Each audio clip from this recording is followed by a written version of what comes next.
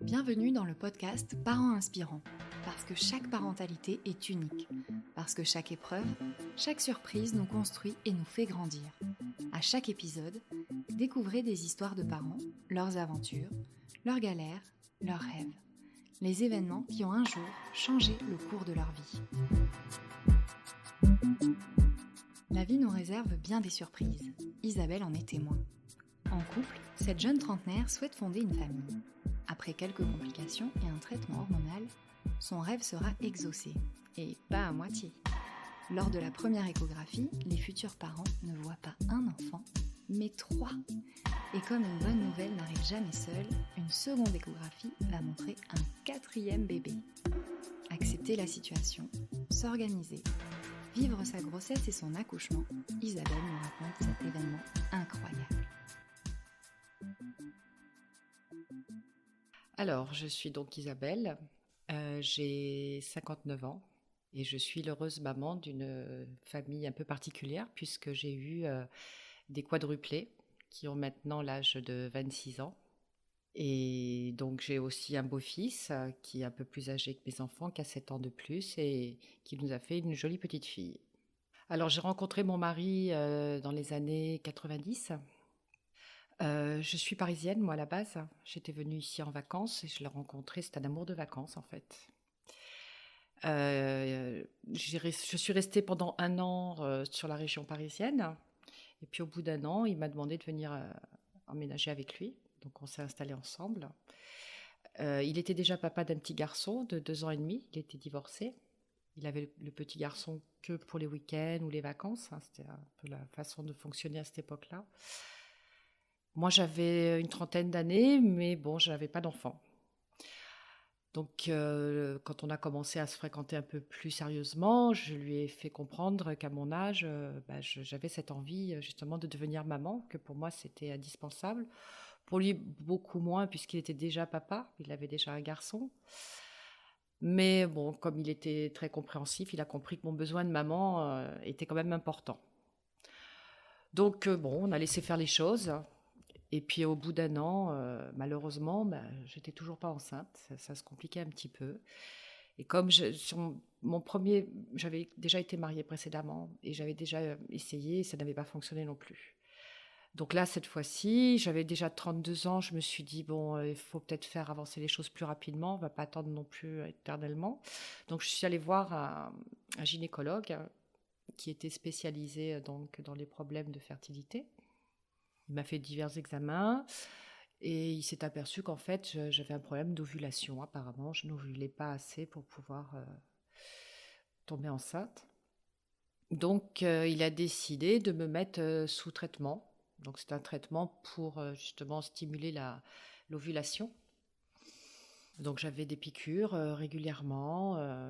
Je devais faire des échographies pour vérifier un petit peu comment tout se passait, l'évolution.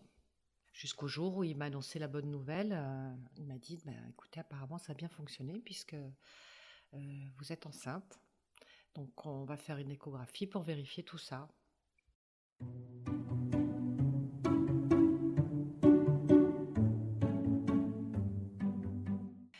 Alors la seule chose, c'est qu'il avait oublié de me préciser que le traitement qu'il me donnait est un traitement qui pouvait mener à des grossesses multiples. Ça, c'était resté dans le flou. Alors qu'après, j'ai appris quand même que c'est un traitement qui a mené des grossesses multiples.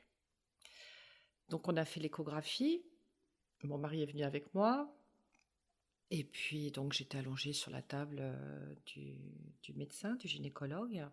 Donc il commence l'échographie, il regarde, etc. Puis au bout d'un moment, il me dit, mais vous voyez ce que je vois? J'ai dit, c'est-à-dire? Il me dit, regardez à l'écran. Donc on voyait à l'écran bien deux petits œufs tout noirs, quoi, parce que c'était une échographie. Bon, après, je vous parle de ça, c'était il y a 26 ans, donc c'est plus les mêmes échographies maintenant. Et j'ai dit, on a des jumeaux? Alors il me dit, oui, apparemment. Il me dit, c'est bien ce qui se présente. Et là, on a pris un fou rire avec mon mari parce que j'avais pris beaucoup de ventre très rapidement, en fait. Et il me dit: «C'est pas possible que tu grossisses autant, que tu aies un ventre pareil». Il me dit: «Tu tu en as plusieurs». Mais vraiment, hein, c'était la blague. Il me disait: «Oh, tu au moins tu as au moins 2». Alors du coup, il plaisantait: «Comment va mes jumelles, ou mes jumeaux?» Enfin voilà, c'était le sujet de plaisanterie. Donc quand le gynécologue nous a dit que j'en avais 2, là évidemment on a rigolé. Puis il a continué et cetera et puis, là il me dit: «Ah alors attendez, je vois autre chose». Il me dit: «Je pense qu'il y en a un troisième». Là, par contre, on a arrêté de rigoler. On a dit: «Vous êtes sûr?» Il a dit: «Bah, écoutez, oui, 1, 2, 3, oui, effectivement, vous en avez bien 3. Voilà, je vous l'annonce. Bah, après, voyez avec, votre, gynécologue et puis, bah, voyez un peu ce que vous pouvez faire, pas faire, mais moi, j'en vois bien 3». On est sorti de chez lui un peu dépité, un peu déboussolé et assommé par cette nouvelle, parce que bon, j'avais envie d'un enfant, mais 3, non, c'était pas prévu. Et puis, malgré tout, mon mari à l'époque, il était d'accord pour en avoir un, mais bon, parce que j'en avais surtout envie moi. Donc je me suis dit, oh là là, mais je vais pas lui imposer 3 enfants, c'était pas prévu comme ça. Ça faisait pas si longtemps qu'on était ensemble non plus, hein, ça faisait à peine 2 ans, donc tout ça, ça nous a fait un petit peu peur. Donc on a réfléchi un peu, comment on va faire. Il me dit, ah écoute, 3. Bon, on va voir donc mon gynécologue. Il me dit, bon, effectivement, on peut faire quelque chose. Si vraiment vous voulez pas les garder, on peut faire une réduction embryonnaire. Ça fait un peu peur quand même. Il nous explique que les réductions embryonnaires, malgré tout, c'est pas sans danger, parce que ça peut toucher les autres. Il savait pas exactement, en plus, si on allait en garder un, 2, je pouvais tous les perdre. Enfin, c'était vraiment, ça faisait très peur.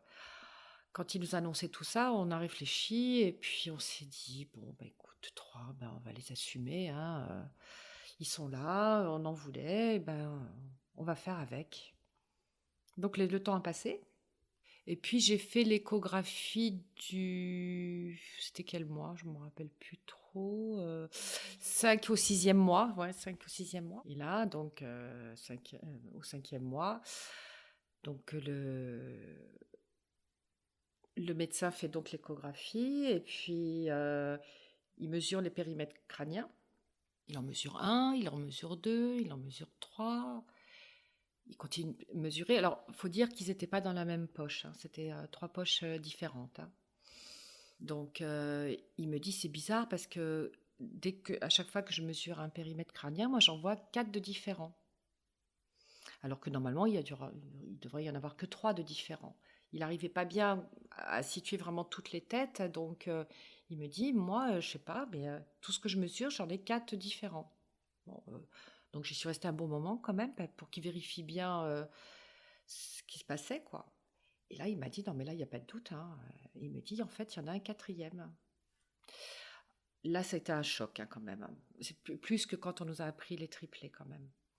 Le quatrième, là, franchement, d'abord, ça nous a fait peur, parce qu'on nous avait dit que les triplés, c'était encore quelque chose que les médecins maîtrisaient. Au niveau de la grossesse et tout, ça pouvait encore passer sans trop de problèmes. Mais des quadruplés, c'était plus compliqué. Pour l'accouchement, pour la grossesse, à beaucoup de niveaux, des enfants qui pouvaient avoir des déficiences par rapport à d'autres. Enfin, ils nous ont fait vraiment très peur avec ça. Et du coup, nous, ça a été un gros choc. On s'est dit, qu'est-ce qui nous attend, mon Dieu? Et puis après, on s'est dit 4, mais pourquoi pas 5 alors? Peut-être qu'à l'accouchement, ils vont me dire, ben, en fait, ben, il y en a 5. C'était sans fin, quoi. On a été là, très, vraiment très choqués. Et puis, de toute façon, ils étaient là, hein, on ne pouvait plus rien faire, c'était trop tard, hein. Je veux dire, à 5 mois, on n'allait pas faire quelque chose pour enlever tout ça. Donc, on s'est dit, bon, ben, on va faire face, hein, on va faire face.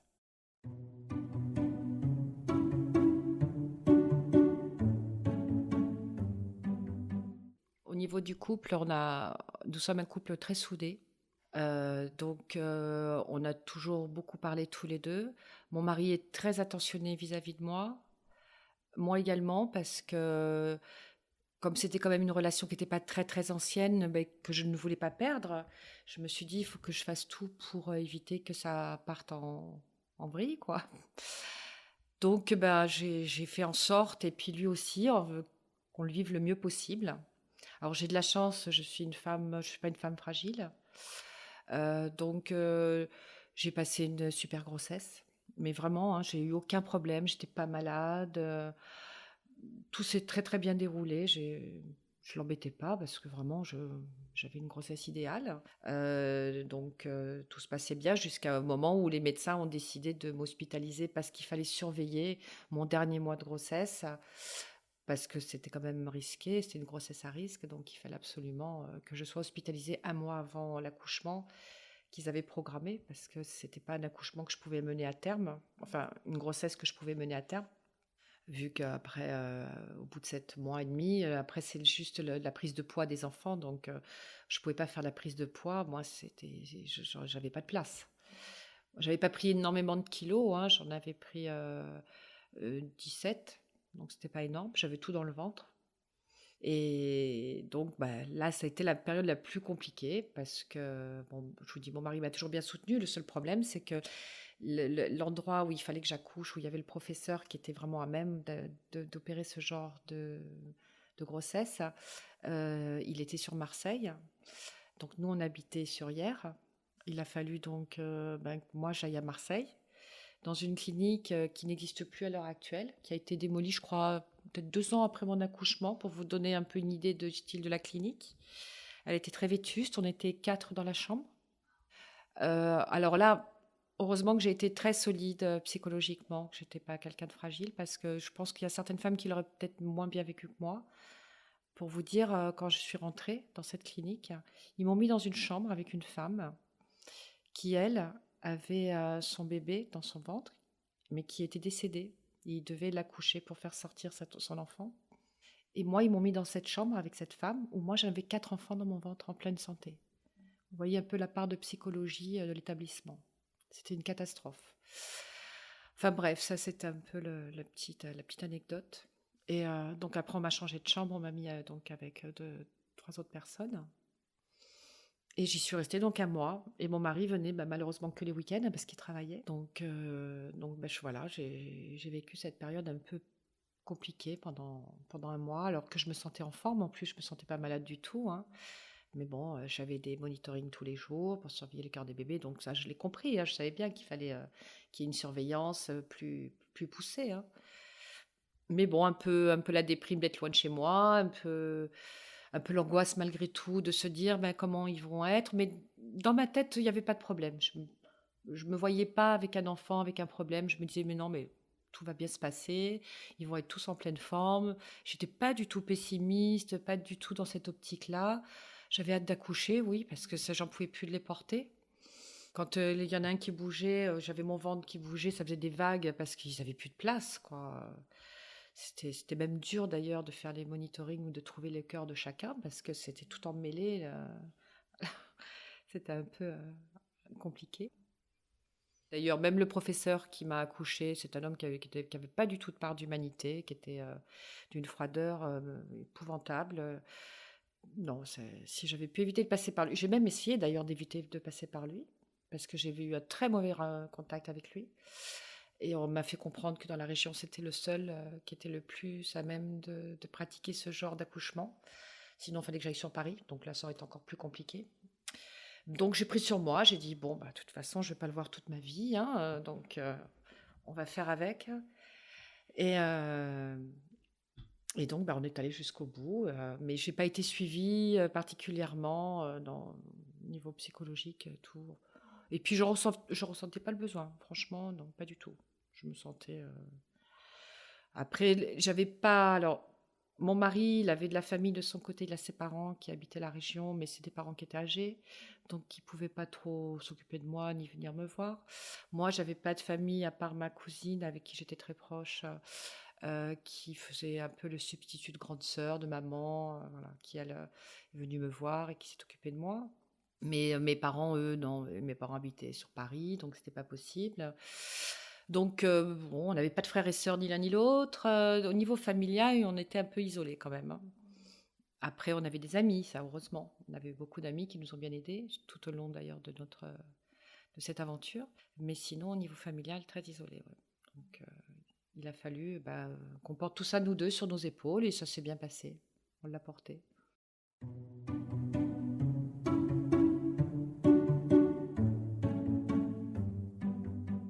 C'est ce qui nous a peut-être un petit peu sauvés d'ailleurs, hein, parce que sinon ça aurait été très compliqué, hein. Mon mari avait une grande maison, qui était bien vide pour nous deux d'ailleurs, hein, je sais pas. Parce que là, à l'heure actuelle, c'est une maison qui a quand même 5 chambres, hein, avec 2 salles de bain, même 3 salles de bain. Enfin voilà, pour vous donner un peu une idée de la superficie de la maison. Bon, à cette époque-là, il y avait pas 5 chambres, hein, il y en avait que 3, mais on a agrandi pour qu'ils aient chacun leur chambre après.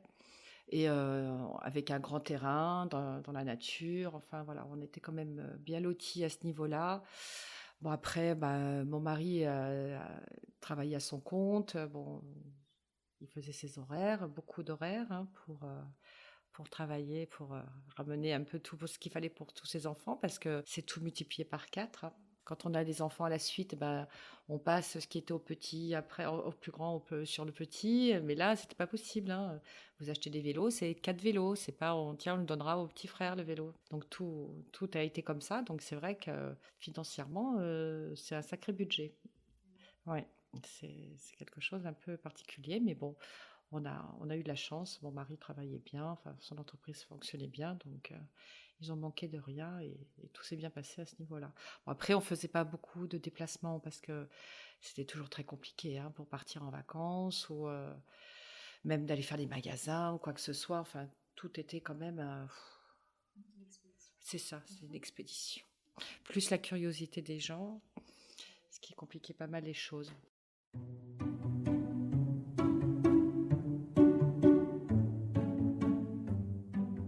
En fait, il me donnait un traitement pour accélérer la formation des poumons, parce que c'était ce qui était le plus important en fait, hein. Il fallait bien que les poumons soient formés avant de les faire sortir. Parce qu'évidemment, un accouchement normal n'était pas possible, hein. Il fallait programmer une césarienne.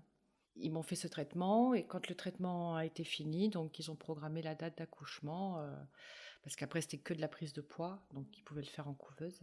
Donc ils avaient programmé tout un staff dans la salle d'opération. Mais il y avait un monde de fous. Je me suis demandé ce que c'était tous ces gens. Mais en fait, il y avait des médecins pour chaque enfant. Donc il y avait un pédiatre pour un enfant, il y avait une assistante respiratoire pour un enfant. Donc c'était tout multiplié par 4. Plus le personnel pour moi, enfin l'anesthésiste. Alors là où pareil, où ça a été un petit peu plus douloureux pour moi, donc la césarienne était programmée, mais c'était sous péridurale. Donc je devais voir quand même les enfants à la naissance. Parce que la clinique où j'ai accouché n'avait pas de service de néonatologie. Donc en fait, mes enfants étaient transférés dès l'accouchement à la Timone, au service néonatologie de la Timone. Donc c'est un établissement qui n'était pas à côté de celui où j'étais. Donc c'était un peu compliqué. Alors quand je suis arrivée dans la salle d'opération, j'étais tombée malade en fait. J'avais attrapé une bronchite à la clinique. Et l'anesthésiste m'a dit: je suis désolée, je ne vais pas pouvoir faire de péridurale, il va falloir faire une anesthésie générale. Alors là, ça a été un peu le coup de massue pour moi, parce que je me suis dit: je ne vais pas les voir. Donc j'ai eu un moment un peu compliqué, je me suis mise à pleurer, ça a été un peu dur. Et puis, j'ai l'émotion qui me remonte, c'est fou après tant d'années. Et puis en fait, elle a été super gentille, elle m'a dit: je suis désolée. Elle m'a dit: je vais vous faire des polaroïdes. Comme ça, vous allez les voir quand ils vont sortir. Dès que vous vous réveillez, je vous montrerai les polaroïdes. Ah, j'ai dit: ok, c'est super gentil. Et en fait, c'est ce qui s'est passé. Quand je me suis réveillée, on m'a dit: vous avez 4 beaux enfants. Alors, il y avait mon mari à côté de moi. Mon mari, lui, les a vus, par contre, il était là, hein. Il les a vus quand ils sont sortis. On lui a bien montré qu'ils étaient tous en bonne santé. C'est des enfants, en plus, quand ils sont nés, vous savez, ils font des tests, on appelle ça l'APGAR. Ils font des tests qui vont de 1 à 10. Et ils avaient tous 10 sur 10. Il n'y en avait aucun problème. Ils n'ont pas eu besoin d'assistance respiratoire, rien, tout impeccable. Comme si j'en avais fait un tout seul, voilà, sans problème. Ça a été vraiment un petit miracle. On était super contents, c'était un soulagement. Et donc, on m'a donné les prénoms. On m'a dit: alors voilà, vous avez Cécile, vous avez Mathilde, vous avez Manon, vous avez Guillaume. Ah, j'ai dit: mais non, je sais pas Manon, non, non, vous vous trompez, ma fille, elle s'appelle Marion. Et en fait, Margot, je crois, non, c'était Margot, oui. Mon mari, c'était un peu on avait donné une liste, en fait, de prénoms. On s'était fait une liste. Comme on ne savait pas exactement combien il y avait de filles, combien il y avait de garçons, parce que alors, on savait qu'on avait au moins 2 filles, mais après, c'était un peu compliqué. Donc, on avait donné 4 noms de chaque au cas où. 4 filles, 4 garçons. Et puis, on avait mis des priorités en 1, en 2, en 3, en 4. Et puis, mon mari s'est un peu mélangé. Mais comme elle était sortie Manon, elle est restée Manon. Voilà. J'ai dit, bon, on change pas. Elle est sortie avec ce prénom, elle restera avec ce prénom. Ça faisait partie de toute façon des prénoms qu'on avait sélectionnés, mais il n'était pas dans la tête de liste. Et donc ça a été la petite anecdote. Bon, après, j'ai vécu encore un moment compliqué parce que déjà, j'étais malade, donc j'avais la bronchite.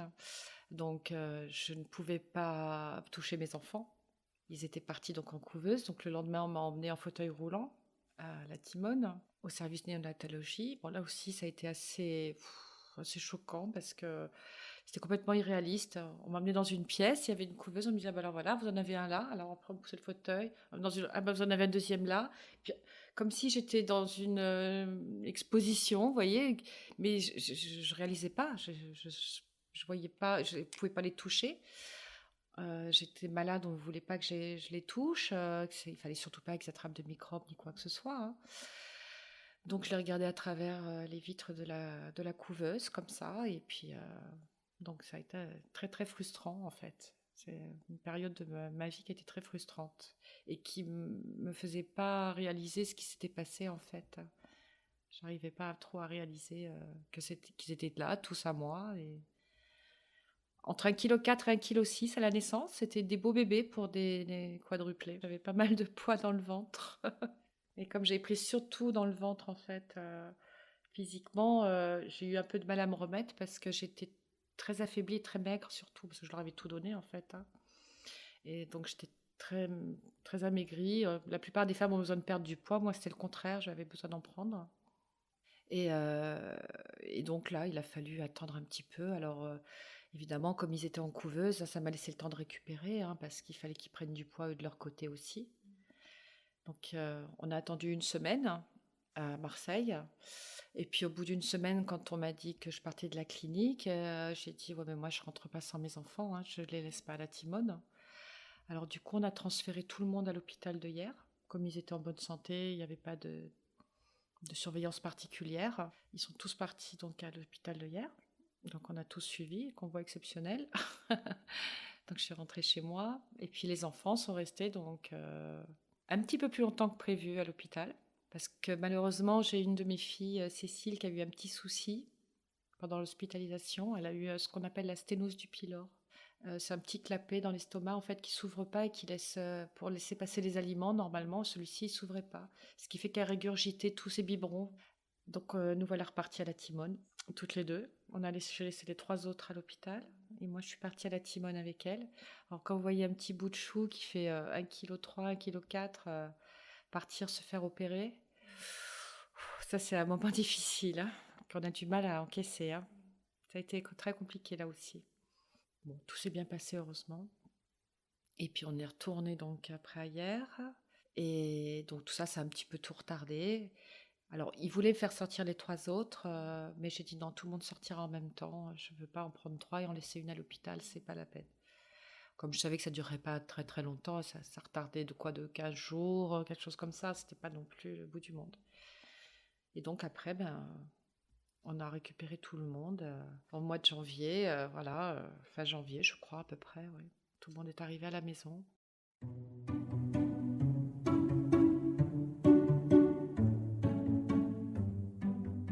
On est venu, je me rappelle, avec des amis et ma cousine, donc je vous ai dit, qui était très proche de moi. On est allé à l'hôpital le jour du 1er janvier à minuit. Ils nous ont laissé rentrer, ils ont été gentils comme tous les infirmières. On est allé leur faire le bisou pour leur souhaiter la bonne année. En fait, de toute leur enfance, même maintenant, c'est des enfants qui n'ont jamais été fragiles.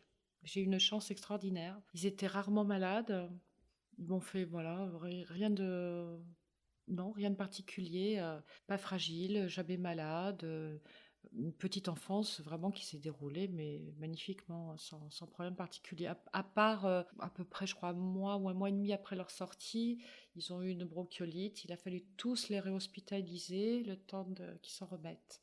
Mais sinon, après, même la varicelle, ils m'ont fait quoi? Trois, quatre boutons comme ça. Enfin, ah ouais, non, vraiment, même les petits rhumes, tout ça. Et non, c'était vraiment des enfants faciles à vivre. Et en plus, j'ai eu la chance, comme ils ont été hospitalisés pendant un moment, l'hôpital les a un peu réglés au niveau du sommeil, au niveau des biberons. Ce qui fait que quand moi je les ai récupérés, j'avais plus qu'un seul biberon dans la nuit. Donc ça va, ça allait. Et en plus, ils se réveillaient après presque pas, quoi. Enfin, je veux dire, ils dormaient bien le matin. Ils avaient été un peu réglés, quoi, déjà, hein. Ils avaient fait le plus gros du boulot pour à l'hôpital par rapport à ça, quoi. Ça a toujours d'ailleurs fasciné tout mon entourage parce que tout le monde me disait mais comment tu fais? Ben, je fais. Je fais. Après, ça impressionne toujours tout le monde, mais en fait, quand ce sont vos enfants, ben, vous faites, hein. De toute façon, ils sont là. Vous pouvez pas les laisser livrer à eux-mêmes, quoi, hein. Moi, j'avais un mari qui travaillait.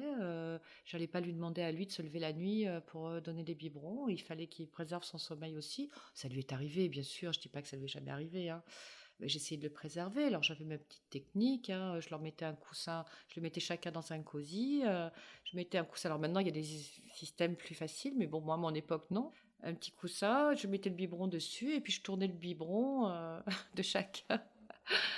Et puis voilà, parce que de toute façon, quand il y en avait un qui se réveillait, en général, les autres finissaient par se réveiller. Si vraiment il y en avait un qui restait et qui voulait pas se réveiller, je le réveillais, parce que sinon, c'était pas possible. Il fallait qu'ils aient les mêmes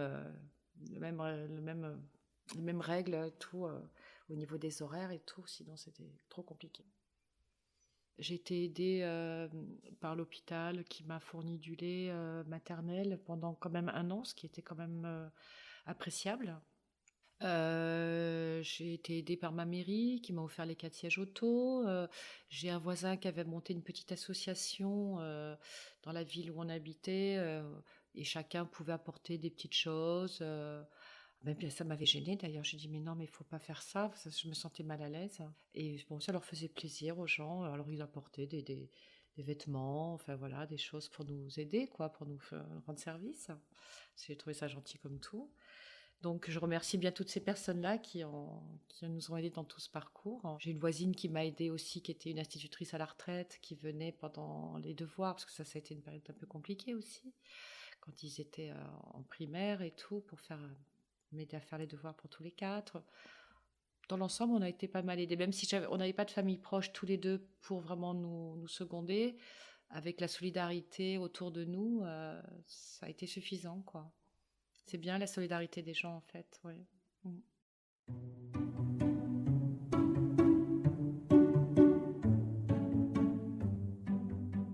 Maintenant, ils sont grands, ils ont 26 ans, oui. Ouais.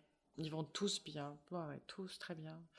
Même, j'en ai qu'une qui porte des lunettes parce que je suis myope, mais sinon, non, non, ils n'ont aucun problème de santé. Tout s'est bien passé. La scolarité, tout pareil. Ils ont, il n'y a pas eu de redoublement. Non, ce sont des enfants qui ont fait une croissance tout à fait normale, sans problème particulier. Non, non.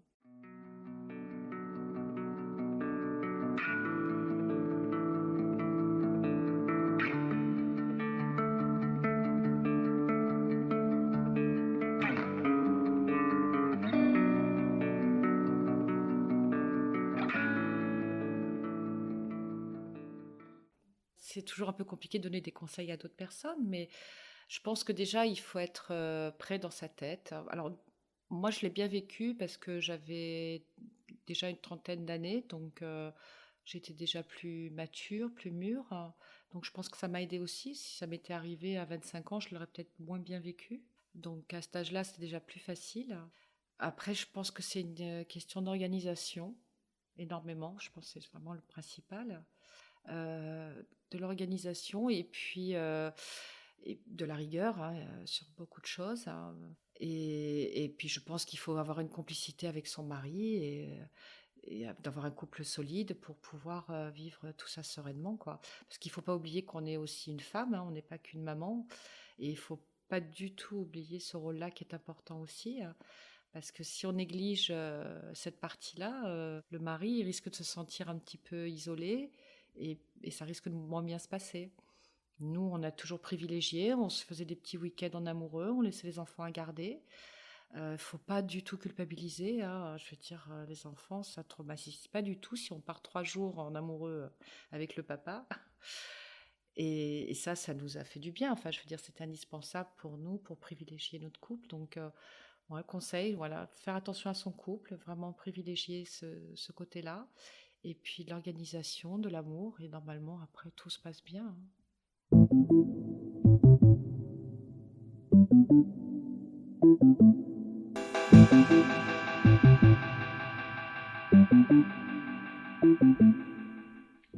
Voilà, l'épisode touche à sa fin. Si vous aussi, vous souhaitez partager votre récit, écrivez-nous à contact@parents-inspirants.com. Nous avons hâte de vous lire. À très vite!